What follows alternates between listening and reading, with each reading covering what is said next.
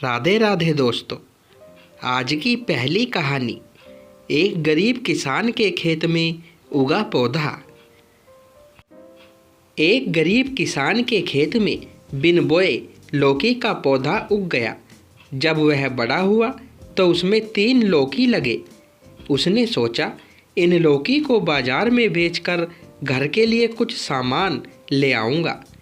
तो वह वे लौकियाँ लेकर गांव के बाजार में गया और बेचने के इरादे से एक किनारे बैठ गया। उस गांव का प्रधान आया और उसने पूछा, लौकी कितने की है? किसान बोला, मालिक 10 रुपये की है। किसान ने बड़ी दीनता से कहा। लौकी बड़ी थी। प्रधान ने एक लौकी उठाई और यह कहकर चल दिया कि बाद में ले लेना।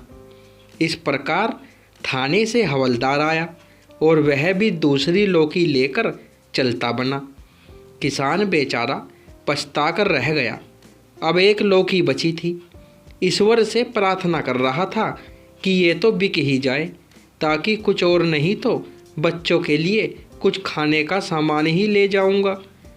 तभी उधर से इंस्पेक्टर साहब आ रहे थे। उनकी नज़र इकलौती लौकी पर पड़ी। उन्होंने तेज आवाज़ में पूछा, कितने की है? किसान बेचारा डर गया।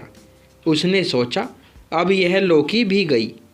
डरकर बोला, साहब 2 तो चली गई, इसको आप ले जाओ। क्या मतलब? इंस्पेक्टर साहब ने पूछा। साफ साफ बताओ।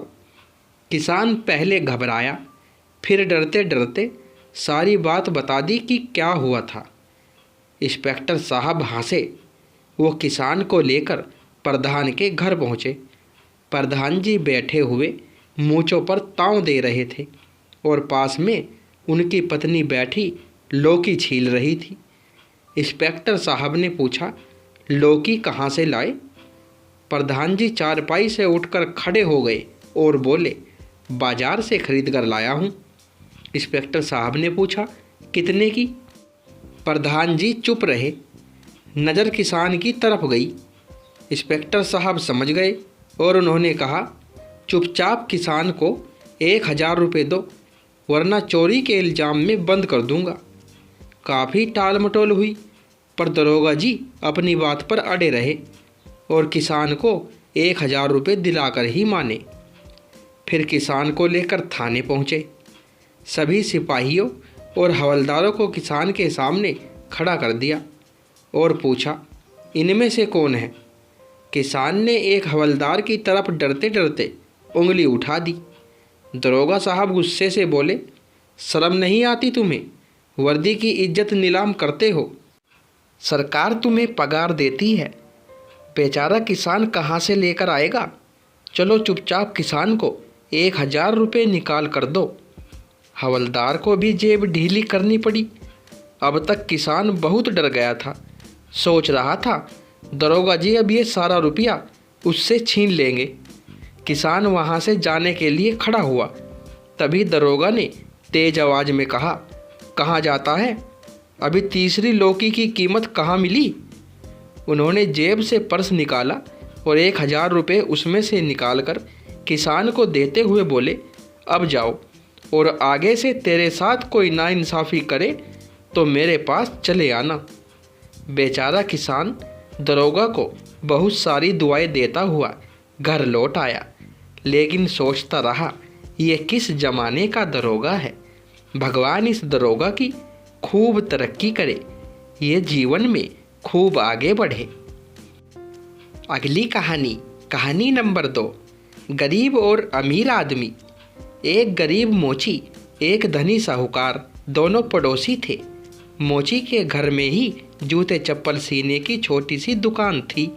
काम करते करते वह अक्सर मज़े में आकर गाना गाने लगता। वह बहुत मस्त मौला इंसान था। उसने कभी अपने घर के दरवाजे खिड़कियां बंद करने की ज़रूरत नहीं समझी। वह रात को भगवान की पूजा करता और मज़े से सो जाता। वह साहूकार इस गरीब हंसमुख मोची की ओर द्वेष भरी नज़र से देखा करता। गरीब होने के बावजूद उस मोची को किसी बात की चिंता नहीं थी, जबकि अमीर आदमी को तरह तरह की चिंताएं सताती रहती थी। गाना गुनगुनाने की बात तो दूर, वह खुलकर हंस भी नहीं सकता था। उसे हमेशा अपनी तथा अपने धन की सुरक्षा की चिंता सताती रहती थी। रात को वह अपने मकान के सारे दरवाजे खिड़कियां बंद कर लेता था, फिर भी उसे चैन की नींद नहीं आती थी। एक दिन अमीर आदमी ने मोची को अपने घर बुलाया। उसने उसे 5,000 रुपये दिए और कहा, लो ये पैसे रख लो, इन्हें अपने ही पैसे समझो। इन पैसों को मुझे लौटाने की ज़रूरत नहीं है। इतने पैसे पाकर गरीब आदमी को पहले तो बड़ी खुशी हुई, पर जल्दी ही इन पैसों ने उसके शांति और निश्चित जीवन में बाधा पैदा कर दी। पैसे पाने पर उसने जीवन में पहली बार अपने घर के दरवाजे और खिड़कियां बंद कर उनमें चटखनी लगाई, और यह देखने के लिए कि पैसे सुरक्षित है या नहीं, रात को कई बार उसकी नींद खुली। अगले ही दिन जल्दी सवेरे उठकर गरीब मोची अपने धनी पड़ोसी के घर पहुंचा। उसने व्यापारी को 5,000 रुपये लौटाते हुए हाथ जोड़कर कहा, बाबूजी, मेहरबानी करके आप अपना यह पैसा वापस ले लीजिए।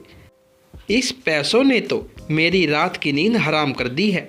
मैं हंसना गाना सब भूल गया हूँ, इसलिए ये पैसे आप ही रखिए। तो दोस्तों, कहानी से सीख, पैसे से हमें सभी तरह की खुशी नहीं प्राप्त की जा सकती। कहानी पसंद आई हो तो वीडियो को एक लाइक और शेयर अवश्य करें, और चैनल पर पहली बार आए हो तो सब्सक्राइब करें। धन्यवाद।